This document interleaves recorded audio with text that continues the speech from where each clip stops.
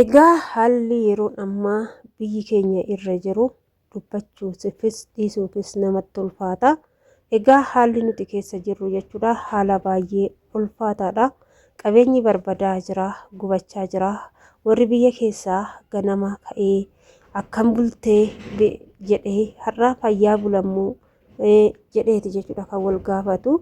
Egaa baay'een keenya gizee biyya arabaa jirruu fi gizee biyya keessatti galle garaagarummaa guddaadha kan nuti arginu. Egaa nagaallee hin dagannee shamarka fuunee kabajamtootaa fi daawwattoota hordoftoota keenya nageenyi koo kan jaalalaa fi kabajaa bakkaa fi lafartan isiniif haa baay'atu. Egaa samoona kana torbee kana keessa jechuudha haalli biyyi keenya irra jiru haala baay'ee ulfaataadha. Haalli nuti keessa jirru haala baay'ee ulfaataadha. Yoon kana isiniin jedhu amma yoo beektan jechuudha ijoolleen magaalaa qarsaa taatanii akkasumas karaa daamuu karaa bochoroosaa akkasumas immoo aana heben arsii gara aana goljootaa kana yoo ilaaltanii kunoo kan akkanatti qabeenyi barbadaa jiru kan gubachaa jiru kan namni fiigaa jiru magaalaa goljootaa keessatti jechuudha. Magaalaa goljootaa keessa yeroo ammaa kanatti qabeenyi akkuma jiru gubatee barbadaa'ee jira. Akkasumas biiroon gubatee jira. Baankii zarafamee jira, saamamee jira. Namni hedduun namni 200 ol ta'u lubbuudhaan darbanii jiru. Lubbuun miskiinotaallee hedduun darbanii jiru. Waan baay'ee ani akkana jedheetis dubbachuun waa'ee akkanaallee natti ulfaatee jira. Mee bakka jirtanitti, biyya jirtanitti, lafa jirtanitti, biyya keessanii waaqayyoon kadhadhaa dhugaan isinitti hima. Ani waliin teessan ergan galee maaltu na gaabbisiise beektanii osoon galuu baadhee. Osoon biyya kootti galuu baadhee siqaayii biyya kiyyaa, siqaayii maatii kiyyaa, siqaayiin uummanni keenya itti jiru ergan galee hin arge jechuudha dhugaa isinitti hima. Namni hundumtu yoo laaltan yoo biyya keessan galtan namni maa akkana ta'ee maatiin kiyya maaliif huqqatee namni maa akkanatti goggoge jettanii hin dubbatina jechuudha dhugaa isinitti hima. Ani gaafan dura galu jechuudha. Nama dhiiga qabu hin argine jechuudha. Nama foon qabu hin argine. Nama kunno gaafan biyyaa kunno kiiloo 80-90 ta'u kun gaafan galee argu garuu kiiloo 40 kiiloo 30 keessatti gaddeebi'e jechuudha. Namni maaliif seeta nyaata dhabanii dhugaatii dhaba isinitti fakkaate har'a akkamitti bullaa boroo akkamitti bulla kan bulan caakkaa keessa kan bulan dhagaa jala mana ofii hin bulanii. Baay'een qabeenyi jalaa barbadaa'ee jira. Baay'een isaanii mana isaanii gatanii biyya isaanii gatanii baqatanii jiru. Baay'een isaanii immoo waan godhan dhabanii garatti deeman dhabanii biyyatti baqatan sanuyyuu maaliif jennaan namni yoo waa harkaa qabaate malee magaalaan illee nama simattu. Namni magaalaa mana tola namaaf hin kennu. Yeroo ammaa mana kifilii takkiitti xiqqishu jechuudha.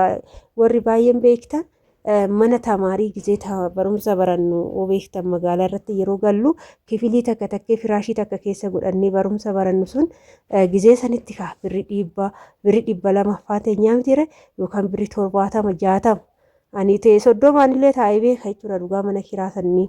Har'a garuu manni akkasii sun 2,000-3,000 hawwoonni keenya mana xixiqqoo akkasii keessatti galanii horii isaanii urfatti gatanii yookaan immoo gurguranii maallaqni nama harka hin teechuu qabeenya of harkaa barbadaa'e dhugaan bakka gara fuulduraa iyyummaa hin taanetu biyyatti gala kan jedhu dhugaa baay'ee natti dhagahamaa jira.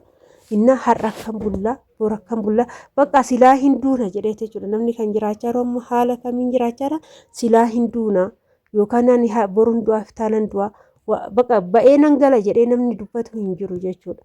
Baay'eetoo nan galaa yookaan kanan guradhaa gara fuulduraatti amma duraan namni akka hawaasaatitti kan baranaa dhiisee kan egeree karoorsaa kan har'aa dhiisee kan boruu yaadaa waa baay'ee jiraamtire ilmi namaa nan guddadha jedha. Garuu wanti akkasii hawaasa keessaa badee nama keessaa badee kan har'a nyaatee bulu malee har'aayyuu galgalaa eegaa ganamaa eegaa kan ofiin jedhu jira jechuudha ilmi namaa dhugaa isinitti himu. Har'a boruutti aga boruutitti nagaa nan qaba hanga boruutitti nagaan naa bariiti immoo wayin dhagaamu natu du'a laata eenyutu du'ee bula laata akkana jechuudha. Kun immoo dheekkamsa wayiiti. Dheekkamsa kana uummata dhumachaa jiru kana waaqayyoon kaasee xanaa fidee nutti naqe kana waaqayyoon nurraa barbadeessu.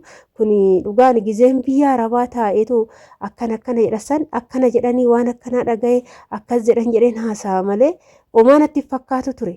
Har'a garuu gaafan ija kiyyaan argu gaafan ija kiyyaan laalu uummata dhumachaa jiru, nama dhumachaa jiru, nama siqiqiin ajjeesee lafeetti ba'anii muka ta'anii deeman gaafan argu.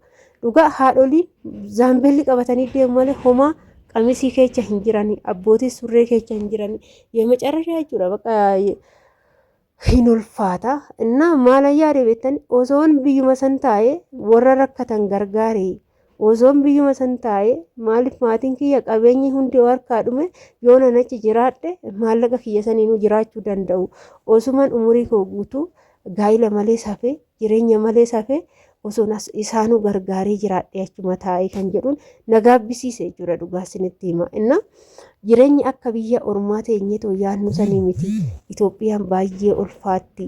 Dhugaan akka mataa kiyyaatitti warroonni barana gara biyyaa galuuf hawwii qabdan gara nan gala jettanii karoora qabattan osoo baruma kanaayyuu dabarfattanii yookaan barri nagaan dhufee etoo itti aantanii galtaniillee jedhanii garuu biyya ormaatis yoo jedhe biyya ormaa jireenya biyya ormaa wajjinuu beekna akkamitti akka ulfaatu akkamitti akka nama gubu manni nama yooman keessaa ba'a sa'aatii kaman keessaa ba'a akkamittan keessaa ba'a jennee baay'een keenya kan yaadnu haa ta'u garuu haala biyya keenya kana gaafa ilaalummoo bakka achuma wayyaa guruma madaamisa wayyaa yaaddoof siqiqiin illee nu qabu kaa achitti hojiin isaanis nu dadhabsiisee yaaddoof siqiqiin nu ajjeesu haga biyya keessaa kanaa miti jechuudha. Dhugaan isinitti hima bakka gaafa biyya galtan abdii kutattu jiraachuun nama jibbisiisaa akka duriititti baatanii galuun hin jiru. Bakka garaa keessanii lafa baadiyyaa deemee akkam barbaadeen ta'an jettu magaalaa deemtu hin sodaatta baadiyyaa deemtu hin sodaatta bakka namni firii ta'ee deemee galuu ni ulfaatee jira jechuudha bara kana keessa ni galee ulfaatee jira amma baadiyyaan hin jirtu si jammar baddeerti akka durii hin jirtu baadiyyaan duriitii fi baadiyyaan amma gara kan durii sa'aatii kanatti magariisa'ee argita. Yeroo ammaa kana garuu gaafa baadiyyaa deemte lafa maatiin irraa buqqa'ee mana maatiin keessaa buqqa'ee manni onee lafti margi irratti margee munni irratti margee dur midhaantu margaa amma garuu mukatu margee onee akkasitti argattu jechuudha naante. Innaa kana jechuun immoo baay'ee ulfaata jechuudha.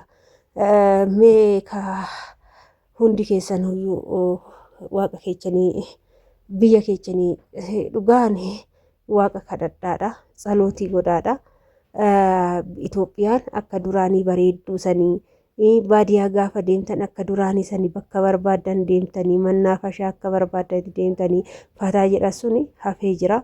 Baadiyyaa deemtan amma yooman achii badee galaadha haqa yooman galaa har'a nagaadha nan bulaa laata jettaniiti jechuudha. Ala dhaggeeffachaa lafti bareedu yoo galgalaa warra baadiyyaatti siqiqiin nama jechuudha. Gadadoon nama jechuudha namootatti. Gariin caakkaa keessatti nam'ee bulaa jechuudha yoo galgalaa buna mooyyee dur kaa godhanii tumatumti har'a garuu susukkuumu jechuudha. Akka maaliif akka sagaleen hin dhaga'amne akka namni nama hin dhageenye jechuudha. Yemmuu garmaachuu jireenya baqqaanii hin beeku jechuudha. Inna yoo waa shokokee dhagaan hunduu nyaatuma nyaachaa jiraniyyuu nyaata sanirraayyuu illim jedhanii caakkatti babbaduu huuruu keessatti babbaduu bakka hin beeku jechuudha. Dhugaa inna guyyaan akkasii halkan akkasii guyyaallee siqiqiidhaan bakka waan tokko eeggacha namni firii ta'ee ba'ee galaa hin jiru bakka maaltu natti dhufa jedha bakka hin beekoni jechuudha. An akkana jedhee isinitti himuu danda'u obboloota koo waaqayyoon kanarraa nu haa oolchuu. Biyya keenya maaltu akkatti dhufe hin beeku. Dhugaa bakka biyyi keenya badaa jirti natti fakkaata gizee tokko laalu waaqayyoon immoo waan akkasiitis nurraa qabu. Siniin jechuu jaaladhamee kaabara mootummaa haaraa kan barris haaraa akka nu ta'u barri 2019 maal akka qabatee dhufu isatu beekaa. Barri 2018 garuu siqiqiif gadadoodha. Hagaan gale'an guyyaa takka gammadeen beeku siqiqiif gadadoo bichaadha jechuudha. Kana nani argu bakka in ulfaata siniin jedha. kana fakkaata shamarran keenya gola madaamis jirtanii maatii keessanii yaaddoftanii siqiqii maatii dhageessanii miidhamuu maatii dhageessanii biyya ormaatitti boochanii yookaan koottaa galaa yookaan immoo achumattuu taatii maatii keessan gargaara. Kuni maalidha? Kun amma raacii jirudha jechuudha. Isinii galeemti inna baay'ee ulfaata waan ta'eef. Akkanas sanis kanas jechuu sun taani bara kana waaqa ofii bichaa kadhatanii zim jechuu dubbachuu hin dandeechuu waan garaa keetii dubbattee baafachuu hin dandeechuu hafuura takka yoo dubbatte shut jetteetuma baqa shut si godhaniituma si biraa deemu malee siina'uu siirifachuu minaamin hin jiru siniin jedha obboloota kooyi. Egaa kana fakkaataanis biyya ormaa taa'ee gaafan dhagaa turetti soba natti fakkaate irra garuu gaafan argu baay'ee natti ulfaate siniin jedha turtii gaarii siniif haa ta'u.